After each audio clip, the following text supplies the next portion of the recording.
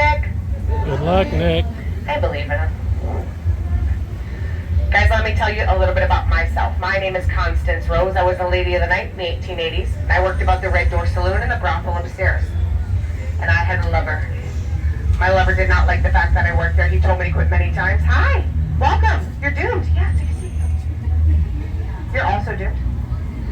Yeah, my lover did not like this. He told me to quit many times, but I was a strong, independent woman of the 1880s.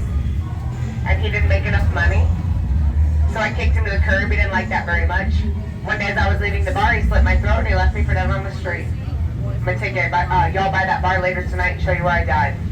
Now, I wandered the streets of Key West for over 100 years till I decided to get a job, because ghosts got to pay rent too. Hi, got your stickers? Your stickers? So over there with the purple shirt, Miss Myra, she's going to go ahead and take care of you guys. Now, I wandered the streets of Key West till I got a job, because ghosts got to pay rent too, right? So here I am to tell you the haunted history of Key West. Now, Key West's original name was called Cayo Hueso, meant Isle or Key of Bones. This came to be when the Spanish settlers were looking for the Fountain of Youth, but instead they stumbled across a beach full of bleached white bones. Now, the Calusa tribe had been here before us. It was very hard to dig in our coarse coral ground, so we simply left our dead on the beach and let the elements take over. We'll take y'all by that beach later tonight as well. Now, when the English settlers got here, they did not know a whole lot of Spanish. They just assumed Cayo meant key because we were on a key of islands. They assumed Hueso meant west because that's what it sounded like. That's how we got our name, Key West. Next. Listen, I'm on day 126 of Duolingo, and I know that is not right. Hey guys, so check in with Miss Myrie over there. She's going to be on that. Nope. So see, in the corner over there, she's going to give you stickers, okay, baby? No. That is how we got our name. Hey guys, welcome. You're doomed. Take a seat. You're doomed. You're also doomed. Ma'am, you're doomed.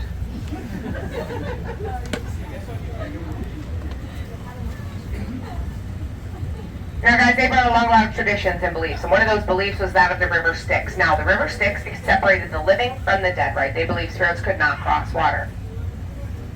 Well, I don't know if you've noticed, but we are on an island, right? Surrounded by water. That means whatever dies in Key West stays in Key West. We have over 100,000 people buried in our city cemetery.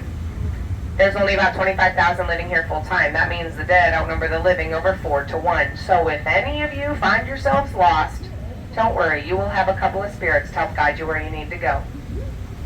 Or where they need you to go, right, Nick?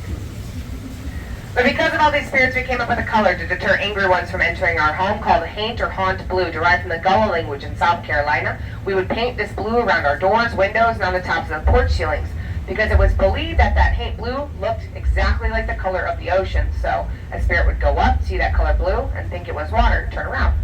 Smart, right? Now we're going to go by our historic seaport later, point out some of that beautiful haint blue. Now we've had over 500 years of death on this island, caused by murder, mayhem, stabbing, shootings, betrayals, suicides, hurricanes. But disease was the #1 cause of death for a very long time. Tuberculosis and yellow fever ran rampant through Key West. Tuberculosis was also called consumption, because it would literally consume you from the inside out. It was a very long and a very painful death. Yellow fever was much quicker. If you got yellow fever on a Monday, you would be in the ground by Sunday. Your toes, your fingers, and your eyes would turn yellow. You would get colic, a fever, then eventually just be bleeding out of every orifice of your body. Oh, well, hey, sir, you're doomed. Take a seat. You're doomed. Including the pores of your skin. So you either had quick and painful or long and painful. Either way, back in the day, we would lay our dead on the side streets. Then a man in a horse-drawn carriage would come pick them up, take them to the cemetery. Now, I'm not going to guarantee that any of you are going to see, feel, or hear anything tonight, although it isn't very active. Be aware of your senses, a heaviness on your chest making it uncomfortable or difficult to breathe, a very sudden drop in temperature giving you goosebumps. Both signs of spirit might be near. So we said silence your phones, but definitely keep them out for pictures. Now there's 4 types of spirits we're going to be talking about on our journey tonight. The first is an intelligent spirit.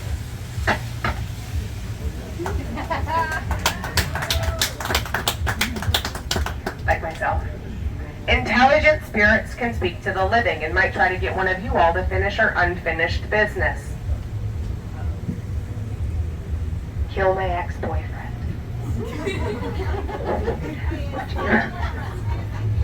Sorry? This is here. You're going to check in with Camille over there at the booth. Right around the trolley to the right. Yep. Yes, ma'am. The second is a residual haunt. Now, a residual haunt occurs when a very traumatic death happens, causes a burst of energy to hit the atmosphere, then it causes the event to go on loop over and over and over again. So you might hear the sound of a rocking chair in a room with no furniture, music coming from an unoccupied room, or just a body getting dragged across the floor. The third, made popular by today's pop culture, is called a poltergeist haunt. Now, poltergeist in German just means noisy spirit. They want to be heard. They're going to throw dishware across the room. They're going to move furniture. They might pick up a small child and throw them. We don't have any children on this trolley. Thank God. Because if we did and we saw a flying child, I would be the first one to run off. Nothing is more terrifying than a flying child. They're scary on the ground. But guys, the last spirit, it is, to me, the most terrifying. It is the one spirit I've seen most on this island and on this tour. It is a shadow person. If any of you felt like something or someone was watching you, but when you turned around to see what it was, a shadow with no distinguishable features leaves your line of sight, you may have just witnessed a shadow person. They are so terrifying, because even though you can't see it anymore, you can still feel it watching you.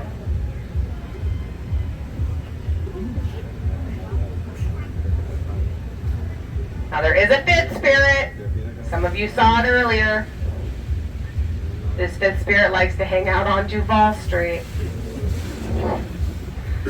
I'm talking about them good old liquid spirits. Our liquid spirit Tito's has been very active lately. Captain Morgan has been very aggressive. But there is one liquid spirit that just takes the cake, guys. It's the loudest spirit. It's the most annoying spirit. It's that good old White Claw spirit. A lot of bachelorette parties and frat boys out. They travel in packs. They are going to be yelling things at the trolley. They're going to try to get your attention. Some things you just can't unsee, so be careful. Some of them, however, are going to know the magic words, and those magic words are "you're doomed." But you already know you're doomed, right? I told each and every one of you that you're doomed. Some of you looked at me like I was crazy, but here you are. Now, if we hear someone yell, "You're doomed," we're going to be inclined to respond back. We are going to yell back at one loud using a voice for everyone to hear. Yes, we are the doomed. Ready? Yes, we are the doomed. What perfect timing. That is 2 years I've worked here. That has never happened, and that was awesome. So cool. You guys are doing awesome so far. We're going to have a good time. Now, guys, if we hear that, we are going to yell back with all the force we have in our bodies so everyone in Key West can hear, guys. Now, if we get doomed like 15 times in a row, I'll tell you, chill. We're just going to calm down. Sometimes I can't get through a story, but who knows? Now, guys, we are going to see if we have to look for anybody else, but if we have the go-ahead, tour in the restroom. Copy that. Is this anybody's first time in Key West? Oh. How do you guys like it so far? Love it. You love it? Yeah. Yeah. You guys got out on Duval Street? Yes. A little bit? A little sprinkle here and there? Just a little bit. Huh? A little bit. A little bit. Just a lot. Just if this to the end of the world and around. All right, guys, 2 in the bathroom. Don't be scared. Now, guys, for those of you who... Okay. It will be okay. I couldn't tell if he yelled your doom or if he was just... Guys, for those of you who want to take pictures, please take a ton of pictures. Now, when you take those pictures, you're going to take them back to back. And the reason you take them back to back of the same spot is so you can see what changed in the picture. Now, if you don't see anything right away, don't just delete them. Keep looking, keep looking. Hi, you're doomed. Take a seat. Hi, you're doomed. Guys, if you don't see anything, wait a couple of days. Things have actually appeared in images later down the line. So keep them for a couple days and look back at them. Now, if you guys do see something in your picture, show me after the tour. I love a good ghost picture. Were these the 2 we were waiting for in the restaurant? Do you want a ding or ding ding ding?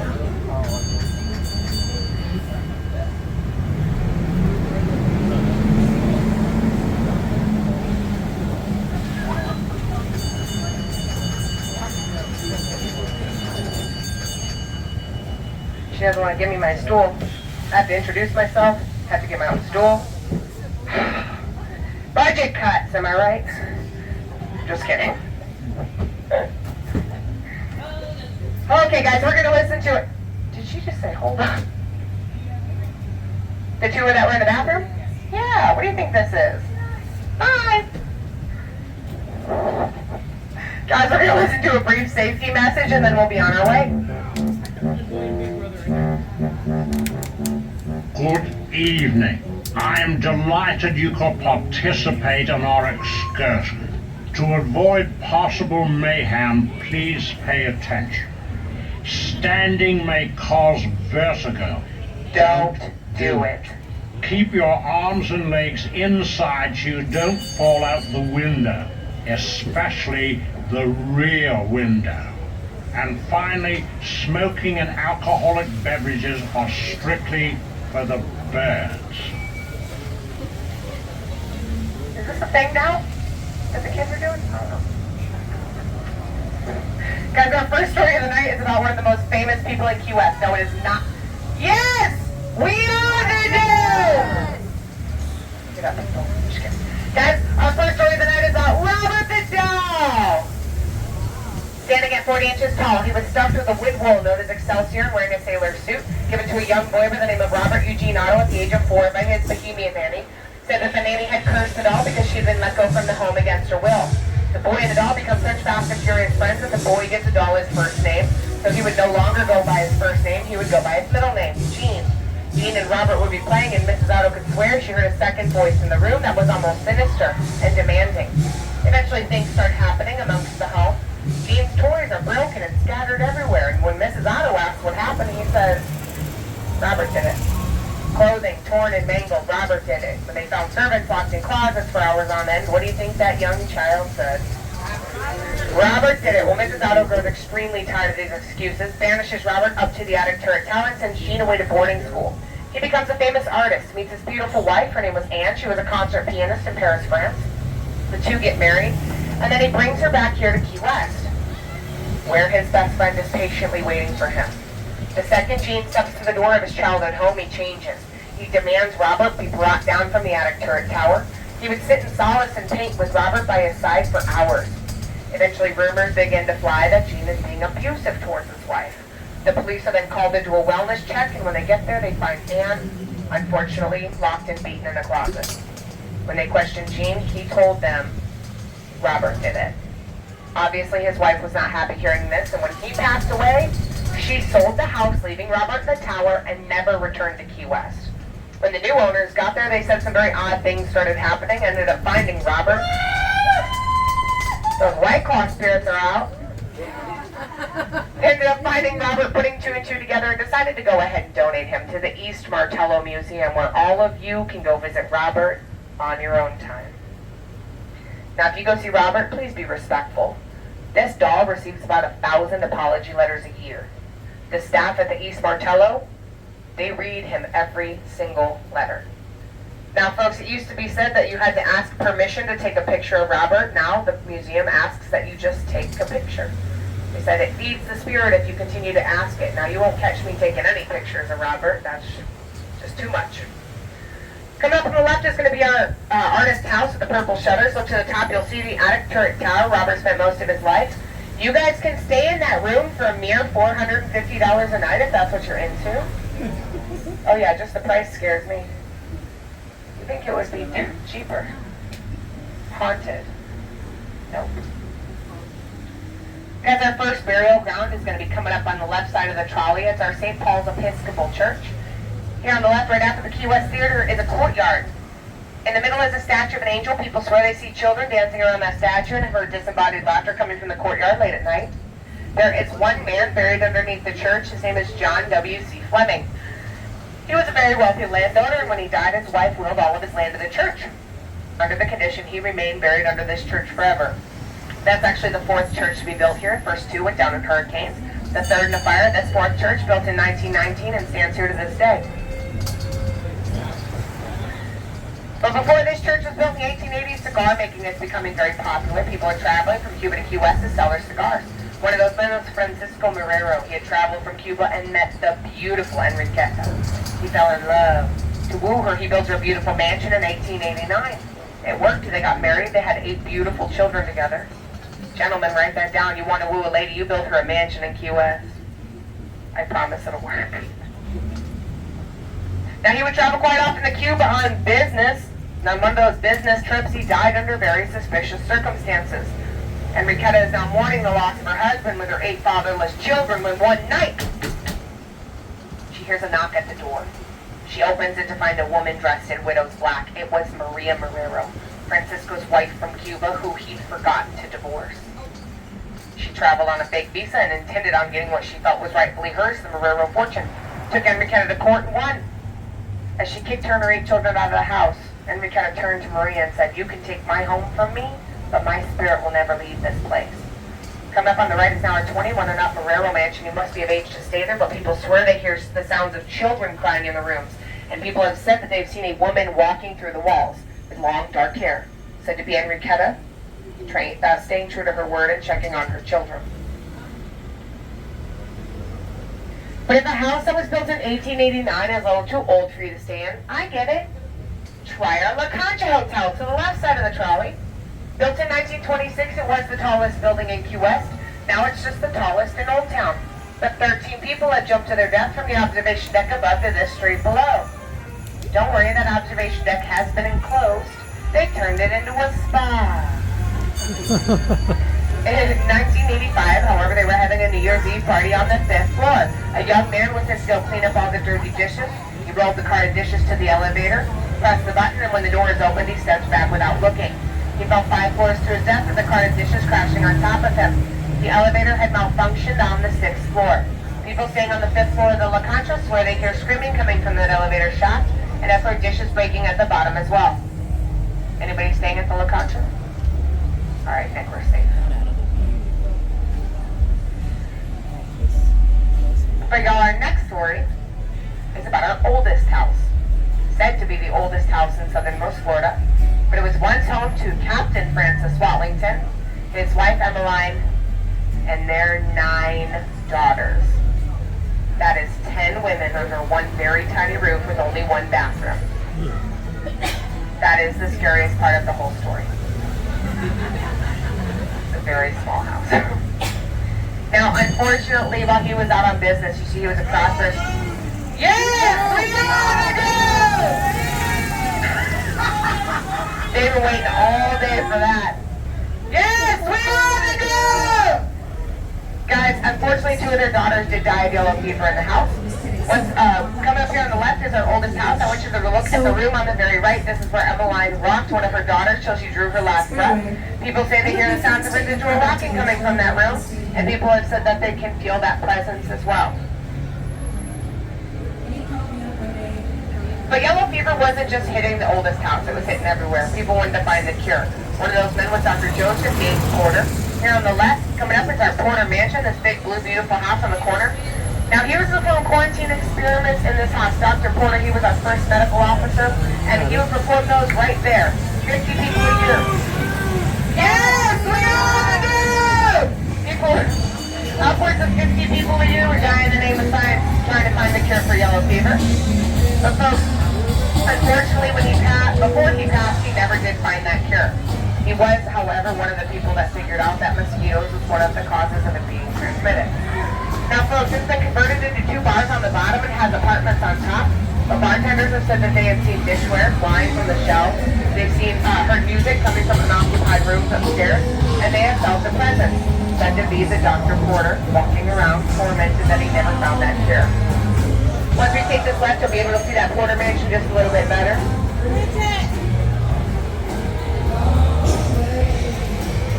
Bridget.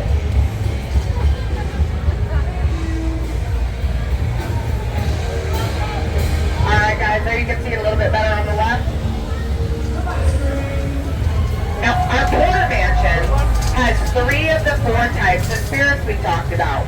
The next place we're going to has all 4, and guess what? We're going inside! Woo! Yeah.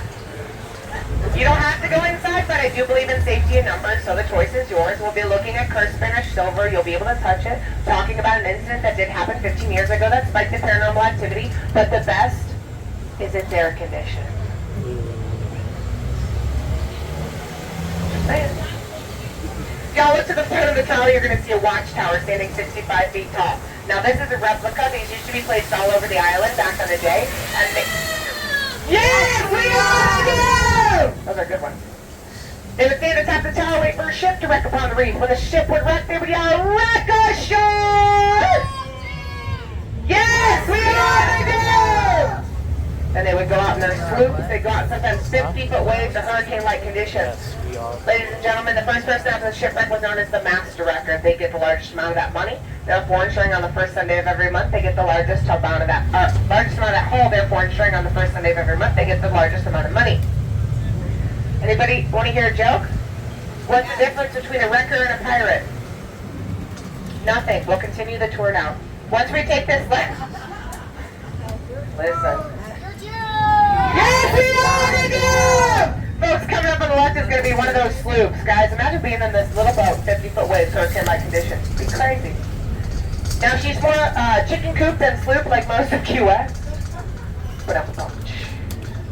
She has no bottom. That's mainly why she's not out on the water, right? It's kind of the most important thing to have when you go out to sea. Now we have arrived at our shipwreck museum. Nick is going to get off first, followed by me, and then everyone please follow me inside.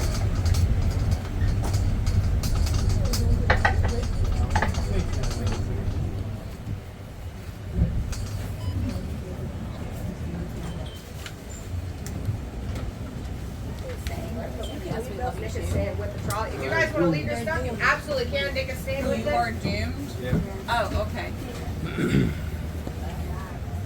Thank you.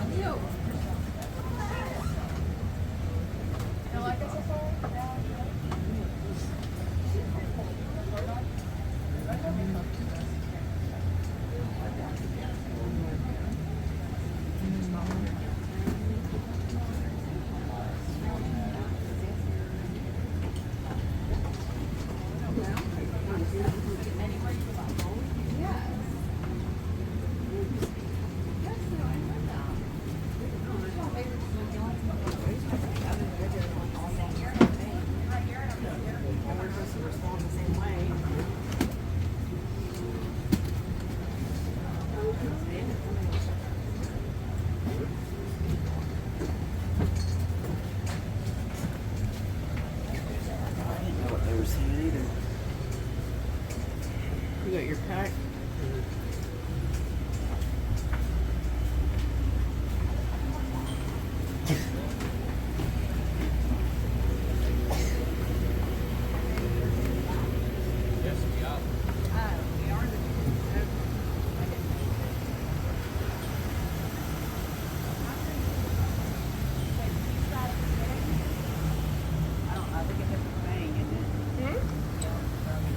Oh yeah, everybody knows. It's long standing around here.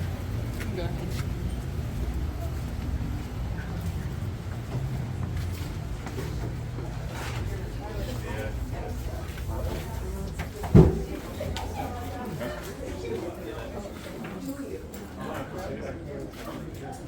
Just stand right here.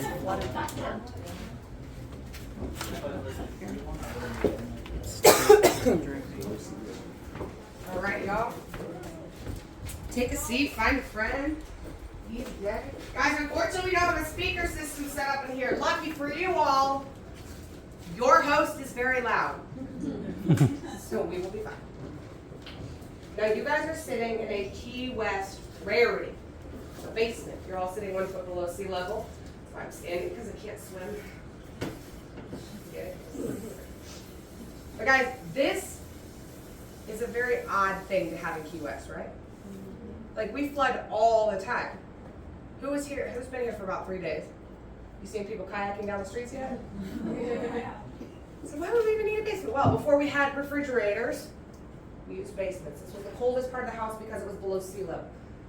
We lined these walls with imported ice to keep our food down here, our booze, and our dead. Upwards of 30 bodies could be kept in an ice house this size.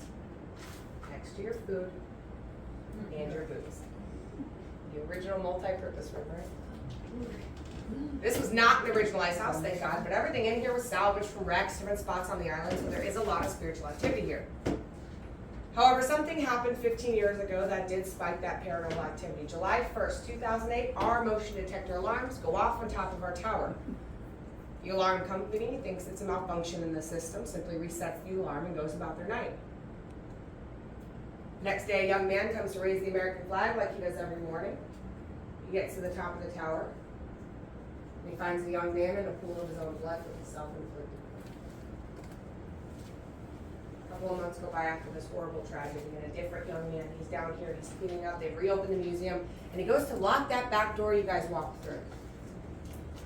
As he locks it, he notices his shadow on the ground is doing something very odd, so he stops, but the shadow, it doesn't stop. It comes down the floor, up the wall, and it darts into this back corner. He sees this shadow multiple times, described it as tall, lanky, moving with an almost spider-like quickness. Now, they end up talking to each other, right? You talk to your coworkers. But apparently they were all scared that they were, I think people thought they were crazy. But they decided they were going to come up with a nickname, right? Something to make this less scary. They nicknamed this shadow Daddy Longlegs. Not the name I would give something to make it less scary, right? A couple months go by after they come up with this nickname. Once you know what the alarms, they go up again. Now this time the alarm company, they do their job. Call the proper authority. 3 officers and our manager show up, they search high and low, and they find nothing. So they leave. Almost exactly an hour later, the alarms go off again. This time they do what none of you should ever do if you are in a horror movie. They split up. Right? Scooby-Doo taught us one thing in life. One thing. That's all I got from that show. Old men dress up like older men and do not split up ever. So one officer, he takes the middle floor. One officer comes here to the basement. Our fearless manager climbs to the top of the tower, and the other officer stays out with the squad cars. Now the officer on the middle floor, he starts hearing these footsteps, so he starts chasing what he thinks is an intruder. But then he starts hearing this banging coming from all 4 walls of the museum. He radios out to the officer outside and says, "Listen, I know we're close to Duval Street. You gotta tell these drunk tourists to stop banging on the walls. I can't hear anything." Almost immediately, when the other officer radios back, the banging stops. He says, "What are you even talking about? There's nobody out here. You must be hearing things." Now, the officer here in the basement, mind you, there is not a whole lot of places to hide down here. He looks everywhere, and when he finds nothing, he goes up the stairs. And as he's approaching the top step, he sees a shadow. Now, thinking it's the other officer, right, come to meet him halfway, he looks up, but what he sees is not what he thinks it is. When he looks up, instead of seeing the other officer, he is standing face to face with a full-on apparition. He said it was like the apparition wanted to tell him something, but couldn't quite get it out. Now the officer, he stood there, and he was frozen until it vanished. Best believe both of those officers did run out of here terrified. Where they came face to face with a white as a ghost manager. Remember him we're talking about? Yeah, to this day, he will not talk about what happened on top of that tower. I know because I am very annoying. And I ask him all the time. He's the man that signs my paychecks. He will not talk about it with anybody. But the 2 officers, they discuss what they saw, then they go to reset the alarm. And that's when they realize it's July 1st, 2009. The 1-year anniversary of that horrible death on the tower. Every year on July 1st, our motion detector alarms go off multiple times a night. That night, they went off 6 more times and no one was ever found. Guess who does not work on July 1st? No, me. Couldn't catch me dead here. That was my favorite joke. Okay. Keep your day job. Hey guys, we're going to be heading upstairs for our next story. Please spread out. Our bar of silver will be next. So come on and follow me up here.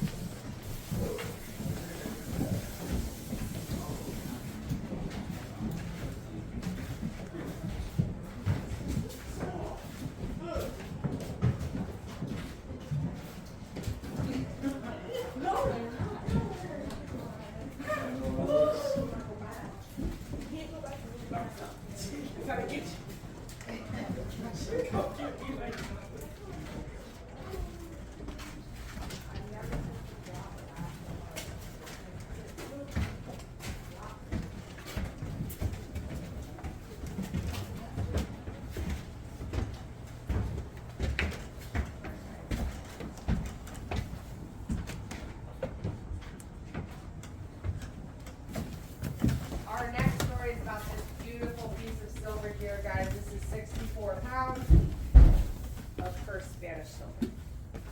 This particular piece of silver has sunk 6 Spanish ships.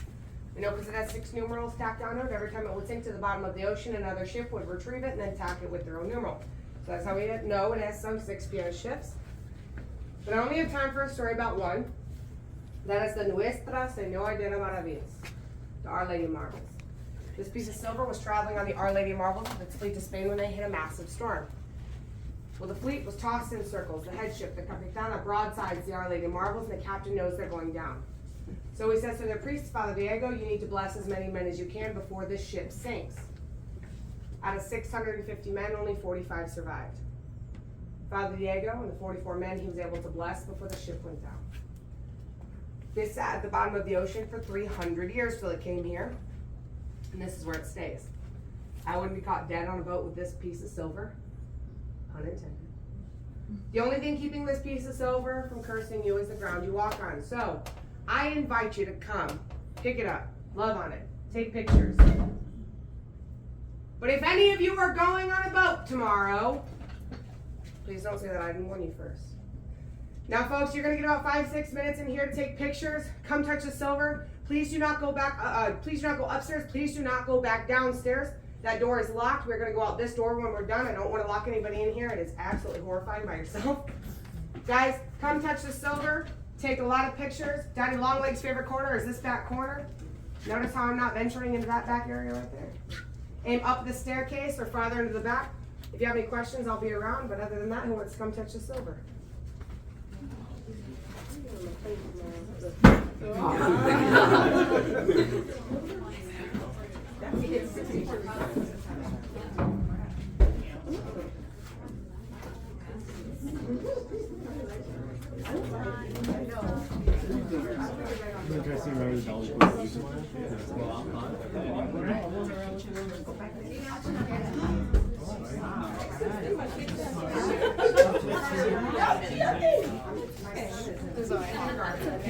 You go ahead, girl. This is for you. It's not embarrassing. Oh, this is embarrassing for me. I can't. I can barely pick it up. I don't know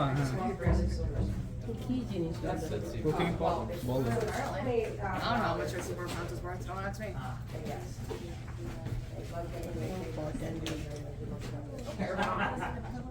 I don't want to touch it. Let's go ahead.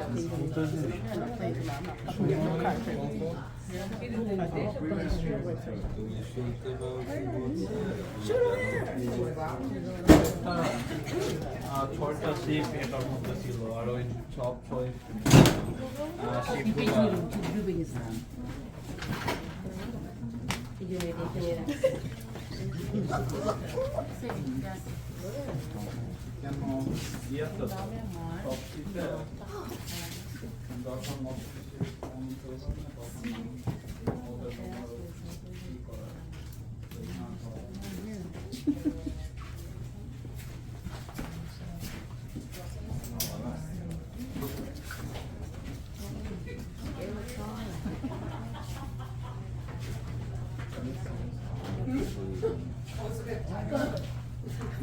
My pocket lock broke. Yes, it is. Actually,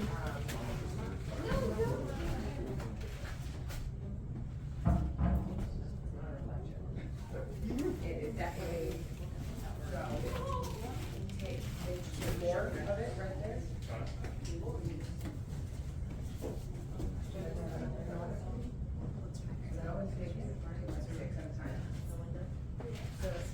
How you figure it out if it's just above or reflection or something like that. If you take 6 or 7 photos and it's that same thing, but it just looks slightly. But that when it does look like something, it's. I'm not gonna say that. No, I'm trying to say it. My boss always tells me every time I come to, shut down the shipwrecks at night. It's 11 o'clock at night. on like a Tuesday. Nobody's out. I'm like, I'm not coming in here by myself. One of you, I said, well, I'll come back. I'll come in with the last tour. And I very quickly, I come in like, and they're all on, and then I run around. And No, it's like stuff.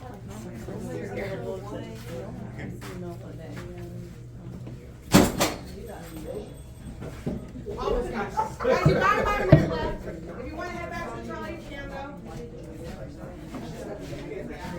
Yeah.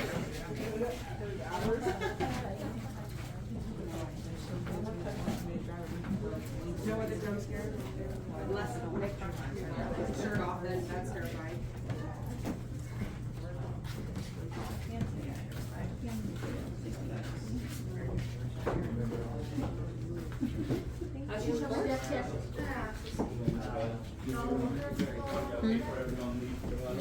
Yeah, you want a glass one here, yeah. I'm good.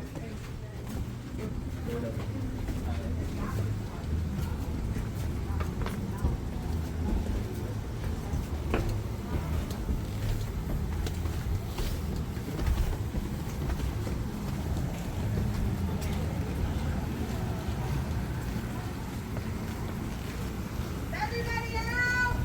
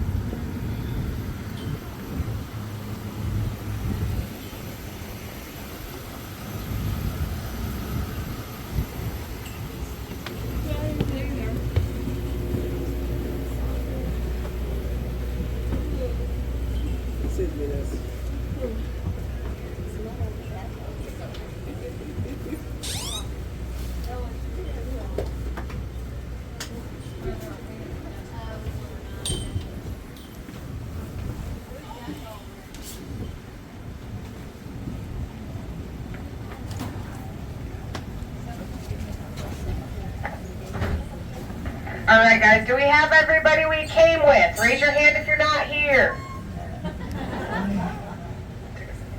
Did you gain anybody that shouldn't be here? Don't do that. Now, guys, if you notice, going up the staircase, there were a couple names on the stairs. Those are Prosperous Master Records from back in the day. Next place you're going to is one of those records houses. We're going to the Autobahn House.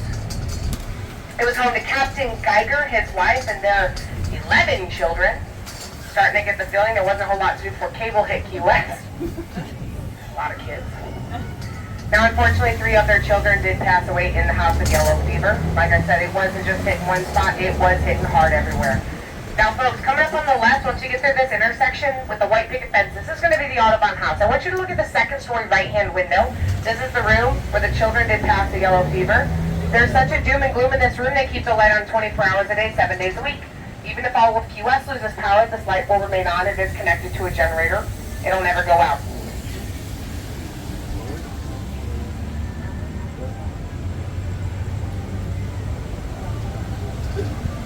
So guys, our next story is about a World War I hero and veteran. Everyone say hello to Manuel Cabeza. Yeah, I love it. Manuel had traveled after World War I and he opened up a bar called the Red Rooster. Now, he was very well liked in town, so well liked everybody called him Isleño, meant the Islander. Everyone also knew that he was in love, smitten with the beautiful Angela. Angela was an Afro-Cuban lady of the night. She ended up quitting her night job after falling in love with Manuel. They moved in together and they became common-law husband and wife. Unfortunately, on Christmas Eve of 1921, something absolutely horrible happened. 6 men in white pointed hoods and cloaks broke into their apartment with baseball bats, beat that war hero within an inch of his life. Their message was clear: they did not want the fair-skinned Manuel laying with the darker-skinned Angela. During the scuffle, Manuel manages to remove one of the hoods. Saw it was a bar patron of his named William Parker. So the next day, he took his army-issued revolver, hailed a cab, and he went out searching after her. He found him on Duval Street. He looked out the cab window, looked Decker straight in the eyes and said, "William Decker, this is how a man kills a man." And shot him point blank between the eyes, left Decker dead in the street. He then jumped out of that cab and ran home to his beautiful wife. A couple hours later, Sheriff Curry and 6 Marines show up to arrest Manuel. They take him to our Old County Jail. Now, folks, if you look to the right, this is our Old County Courthouse. To the right of that is a white wall. Behind the white wall is our Old County Jail. Still has the bars on the windows today. But now it's Christmas of 1921. Sheriff Curry is feeling pretty nice. He decides he's going to let his 6 Marines go home, spend time with their families for Christmas. He then leaves Manuel's key hanging in plain sight and goes home to his wife and children, leaving the jail unlocked. Those men returned that night driving down this street with their headlights off. This time they walked into that jail and they beat that war hero to death. If that wasn't enough, they took his lifeless body and they dragged him through the streets of town for everyone to see. Took him to the outskirts of town where they tarred, feathered, hung him from a palm tree, and then they shot the already dead war hero. Cowardly overkill. It was determined in this exact courthouse that the death of Manuel Cabeza had not been done by an organized group, but by individuals unknown. So tell me, in a town where everyone knows everyone and everyone knows everybody's business, even to this day, you can't sneeze in someone's house and the whole town not know about it. So how come that day no one knew a thing? A very angry Angela walks out of that courthouse. She sits on the steps and she realizes she wants revenge.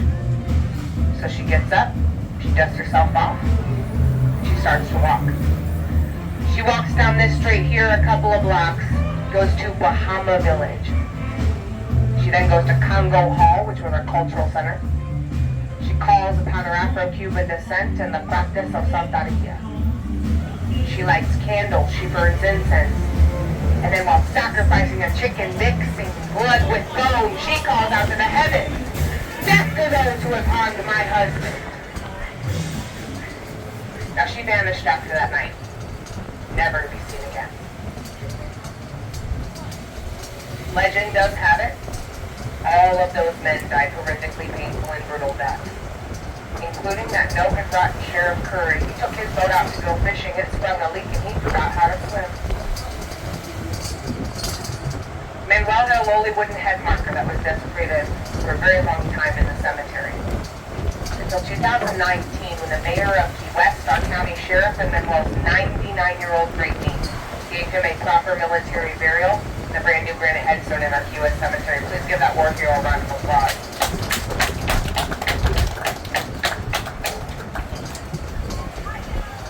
But now the Olaf's the wedding, they're doomed. Guys, I want you to look to the right side of the trolley. We're coming up on our very beautiful Key West lighthouse. Everybody say, ooh, ah. As you can tell, there's something a little odd about it, other than the fact that its lights are off. I need to write them a letter. Anybody can guess, though, what's so important and what's so weird about this lighthouse? Anybody? It's not by the water. Yeah, so why is it so far inland? Well, this is our second Key West lighthouse. The first was right by where the southernmost buoy sits today. You guys been over the southernmost buoy yet? We're going to be going by there in a second, but it is right next to the water. There is no way that a hurricane was not going to bring that lighthouse down, especially the Great Havana Hurricane of 1846. That hurricane had sustained winds of over 200 miles an hour. That is a Category 7 hurricane, so yeah, there's no way the first lighthouse was making it. So that one was built farther inland to just protect it from the elements. During the storm, Barbara Maybering, she was the keeper of the lighthouse. Her and her 6 children were inside taking care of the lighthouse as it fell to the ground brick by brick. Unfortunately, what the winds did not take, the sea reclaimed. The storm surge came in and washed her 6 children out to sea, never to be seen again. Barbara did go on to take care of the new lighthouse until her dying day. It said her spirit is still felt walking up and down the steps. Now, the only thing we had out here at the time of the hurricane besides the lighthouse was our old settler cemetery. The hurricane wasn't done with just the lighthouse. Oh no, it wanted more. It scoured the earth and it disinterred the old settler cemetery and blew the bodies inland. So the next day when the townspeople came to check on Barbara and her children, they found something even more terrifying. Body parts dangling from trees and bushes like Christmas ornaments. They had no choice but to gather the body parts in buckets and baskets and place them in the center of town in a mass grave, known as our U.S. cemetery. Now we have reached the southernmost side of the island. On the right is going to be our southernmost point. You guessed it. It's called South Beach. How original. Now is anybody staying on this south side of the island? By show of hands? Anybody? Anybody? Oh, I was going to say this story would be for you. Remember we talked about the Calusa Native Americans laying their dead on the beach? This is that beach. We've been finding bodies here for over 150 years. From 1823 to 1826, Commodore David Porter and his Navy squadron, they were out battling the pirates of the West Indies. When they would have a fallen sailor, they'd be buried out here because this was the closest U.S. port. Now when someone would die of yellow fever, they would also be buried out here because they assumed if you buried the yellow fever victims farther away from town, it would stop the disease from spreading. Well, think about it. For all these resorts and hotels, it's just white sandy beaches, beautiful blue skies, a couple of coconuts. Not a bad place to spend eternity, am I right? But as late as 1940, when they were digging the sewer systems for this side of town, they found bones beneath the earth. Instead of moving the bones, though, to a different location, they just pushed them to the side and continued to lay their pipe. I was going to say, for those of you staying on this side of the island, when you go for an evening walk, just know you never know who lies underfoot. Sweet dreams. Now, folks, this next story is very upsetting. It is a personal preference of mine if we get doomed during the story that we ignore the dooms just for this one story. It is a story dealing with children. So if we get doomed, it might be a little awkward. We're just going to ignore it for this one, for respect for those children. So in the spring of 1860, the Navy is out patrolling these waters looking for ships containing illegal cargo. Human cargo. This is after slave trading had been banned in the United States. They came across 3 ships, the William, the Wildfire, and the Bogota. Unfortunately, when they boarded the ship, they found a little over 1,400 children chained together in the hulls.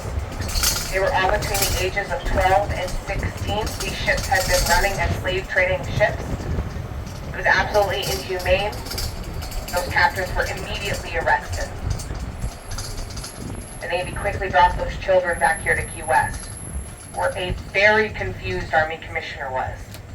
You see, at the time, we only had 3,500 people living here. That meant over the course of only one night, our population increased by almost 50%. They had no idea how they were going to accommodate all of these children quickly and comfortably. So they decided to put them up in the Fort Zachary Taylor barracks that were being built at the time.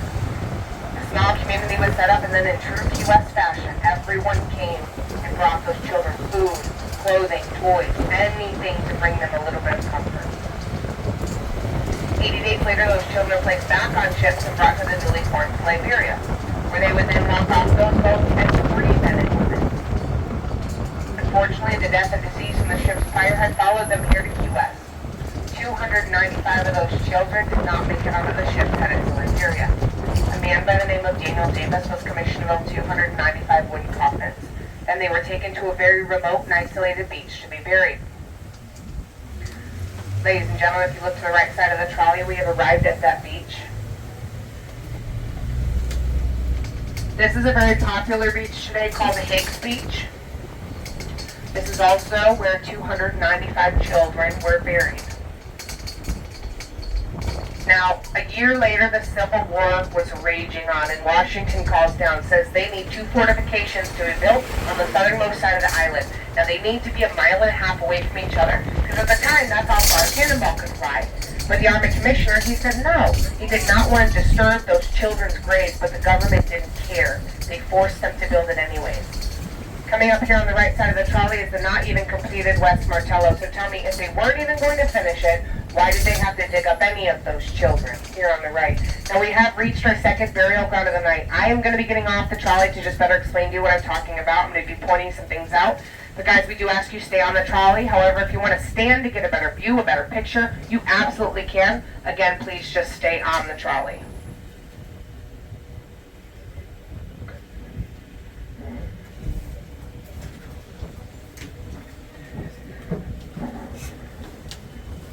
folks, we have reached our African cemetery. In front of me we have the continent of Africa. We have our compass rose in the middle, Florida and Cuba on the other side. There is a star where Key West is. There's a pathway that follows that star to the continent of Africa. That's the pathway those children took. But what I want you to really notice are there are 15 ovals here. In 2002, a young man using ground-penetrating equipment and an old map of Key West found 15 of those children. These are their graves just 2 to 3 feet below the sand. Now there are African symbols and blessings around our African cemetery blessing these children. This is a very powerful monument here in Key West. One that I tell everyone that comes here, come on your own time, whether you come by yourself, whether you're just passing in your car, pay your respects. There's a sign to my right, you can come read more about that as well. But now I want you to look to the left side of the trolley across the street. There you're going to see a small patch of green. In 2010, they wanted to expand that dog park right there, so they started excavating. They found an additional 150 children's bodies buried there. It was determined that that was 150 of the children that were dug up to build the West Martello. So excavations immediately stopped. They were covered back up. Now nothing will ever be built there. It is dedicated to those children. It does give your host comfort to know that they are finally getting the respect that they deserve. A moment of silence for them, please.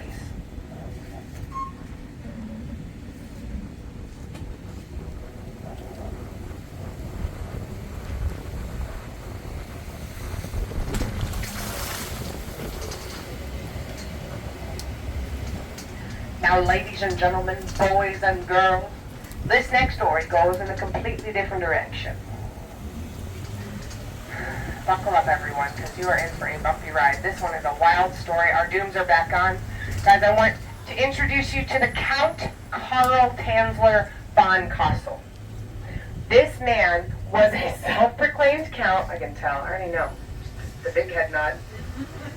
This man had self-proclaimed title. He had multiple degrees. He was an inventor and had come from Germany to be an X-ray technician in our Marine Hospital. Now, ever since he was young, he had dreams of a beautiful woman with long, dark hair. So an ancestor of his supposedly comes to him in a dream and said, well, this is going to be the woman you marry one day. Well, in April of 1930, the beautiful Elena Hoyas comes into the hospital. Alas, she has tuberculosis and she's going to die. They send the count in to do chest x-rays and draw blood. And he immediately falls in love. He says, this is the woman for my dreams and I must marry her. He dotes on her, buys her jewelry and dresses, and proposes marriage multiple times. Her family, however, says no, not only because of the 35-year age difference, but he is not of Cuban descent, and that was much more important to them. One night in secret, they exchange wedding vows anyways, against her family's wishes, or so he says. Unfortunately, at the young age of 22 years old, only a year later, Elena Hoyas dies of tuberculosis. The Count is heartbroken. He insists on paying for the funeral, and her family accepts his very generous offer. He builds her a beautiful mausoleum and goes every night. He sits outside and he talks to his beautiful wife, and he does this for 2 years. According to his memoirs, one day, she answered him back. She had begged and pleaded with her husband to remove her from her horrible earthly prison. So he does what I know every single one of you doting husbands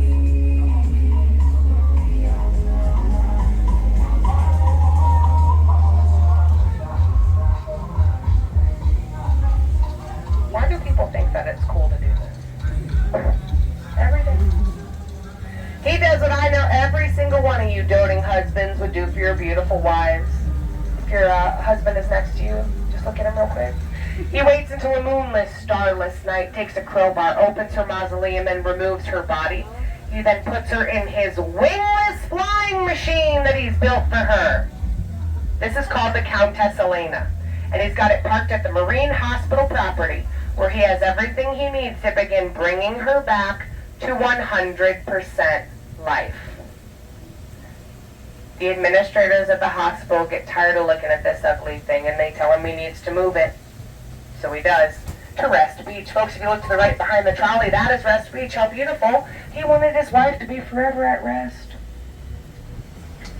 Yeah, but there wasn't a whole lot out here at the time. People still ventured. They wanted to know what was in that ugly thing, and the Count got paranoid. He decided to move her body one last time to his house. It was there he decided to begin Elena's restoration. He took wires and bound her bones together to make her bendable. He filled her body cavities with tubes and cloth. He gave her 2 glass eyes and made her a wig out of her own hair.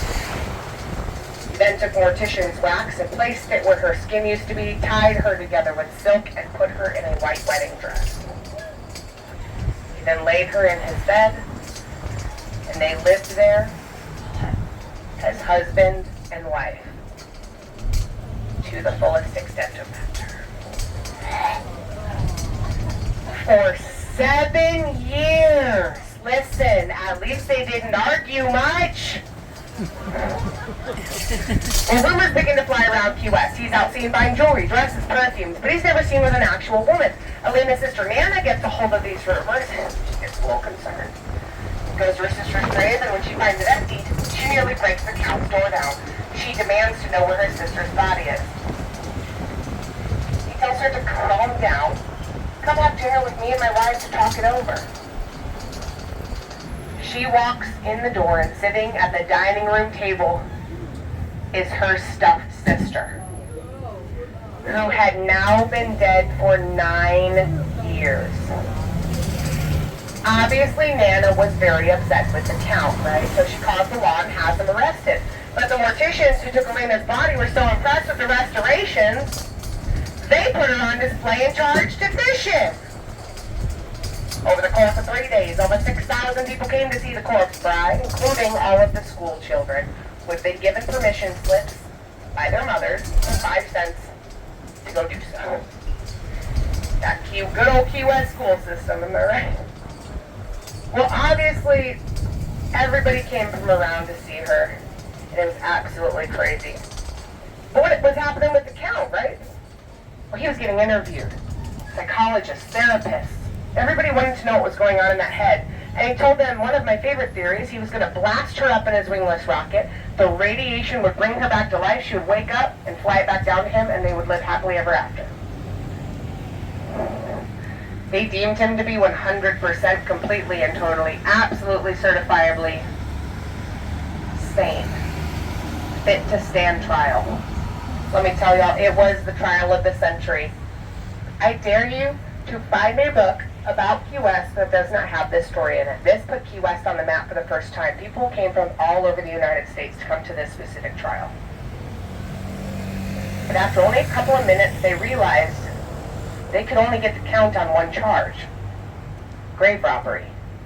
The statute of limitation for Florida for grave robbery is only 2 years. He had lived with a corpse for 7 and had to let go, scot-free, charges dropped. When he left the courthouse, he demanded to get his wife back, to which everybody said no. They had buried her in an undisclosed location. Well, for fear of his life, he left Key West. He ended up moving to Zephyrhill, Florida, where he wrote fan fiction about the fantastic adventures he had with his fantastic wife. When he died, he was slumped over a wax effigy of Elena, but I don't buy it. Since nobody on this island can actually tell me where she's buried, I think he came back to Key West, found her body, and took her with him. Dun dun dun dun! Ladies, I don't know about you, but I hope no one ever loves me that much. Please leave me in the ground, Nick.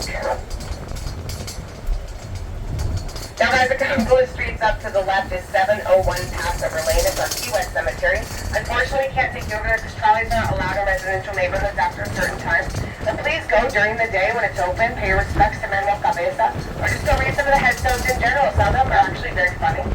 One is of a very well-known womanizer. On his gravestone, his wife put, well, at least I know where he's sleeping tonight. Savage. Another woman, she's just a well-known hypochondriac. On hers, it just says, see, I told you I was sick. Poor thing.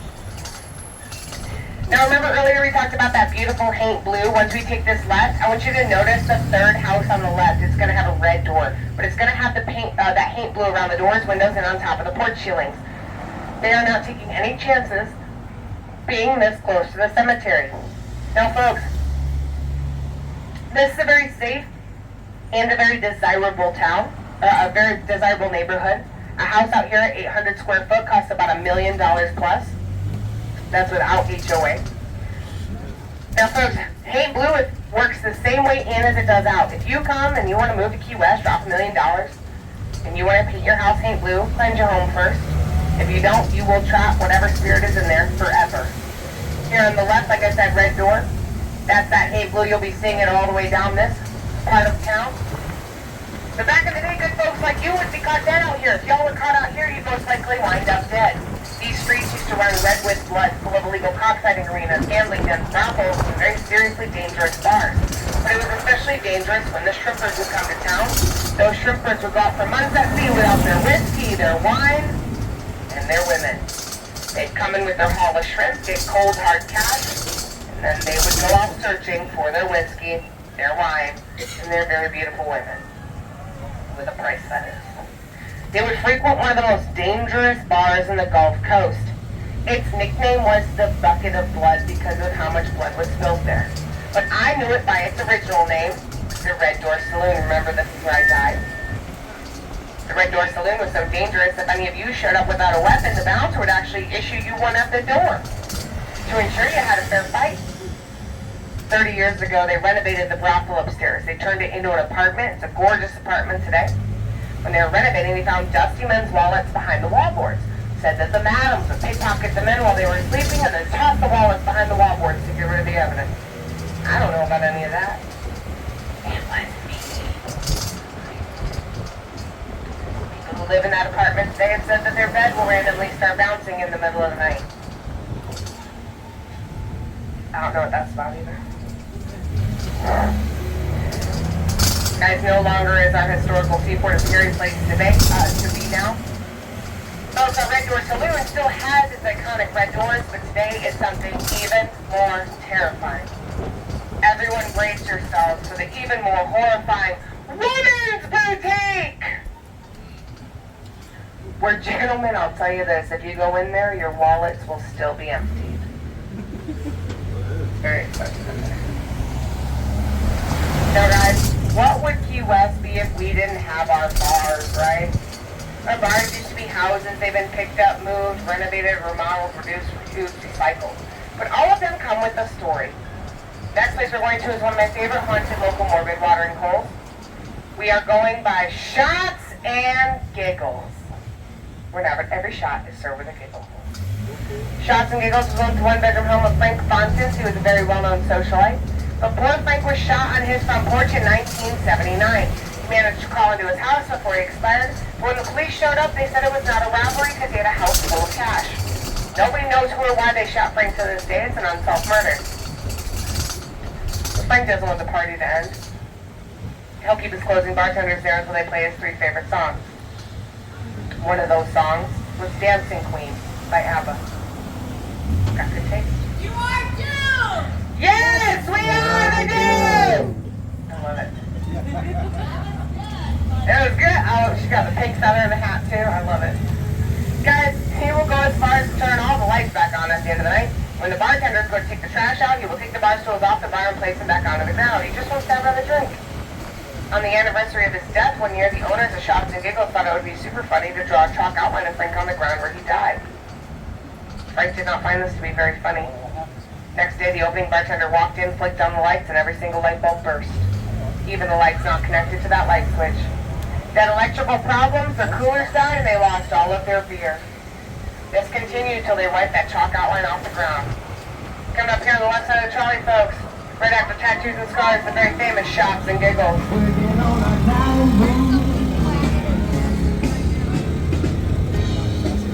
Now, y'all, no tour of Key West would ever be complete unless we went past the very famous Captain Tony's Saloon. Now, Captain Tony's is actually an original ice house. They found 11 bodies buried underneath the floorboards. They're remodeling. Said those bodies are still there to this day. Once we get to this intersection on the left, it's going to be Captain Tony's. Look through the double doors, you'll be able to see that the Key West hanging tree on the inside. When Captain Tony went into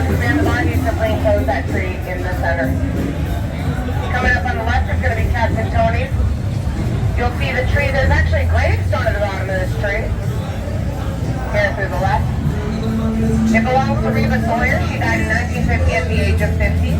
When she died, her husband found love letters from a man who was not her husband. He read those letters, found out she would meet her lover at Captain Tony. He got so angry, he took a gravestone out of the graveyard, dragged it through town, threw it at the bottom of the tree, and said, if she liked it that much in life, she'll like it that much in death. Now, y'all, I hate to say it, but our time together is... Yes, we are do! Guys, our time together is dying! Yes, we are do! Y'all, everybody give Nick a round of applause. He did such an amazing job. You guys, if you had a good time, please leave us a good review. My name is Constance Rose, and this is Nick. Y'all, we do work here for gratuities here at Ghosts and Gravestones. If you felt like we did a good job, you can show your appreciation. Drop what you feel is necessary in the hat. Guys, if you had a bad time, my name is Barbie, and this is Ken. You can write the plan on the back of a $100 bill. Drop in this hat. We will get to where it needs to go. Right, Nick? Definitely. You guys, I hope you have a wonderful rest of your time here in Key West. Once you step off this trolley, you will no longer be doomed. But everybody better doom those big black trolleys you see here on our Key West streets at night. Folks, I hope you have a wonderful rest of your time here. Enjoy those liquid spirits and come back and see me. Thank you guys so much. Have a great night.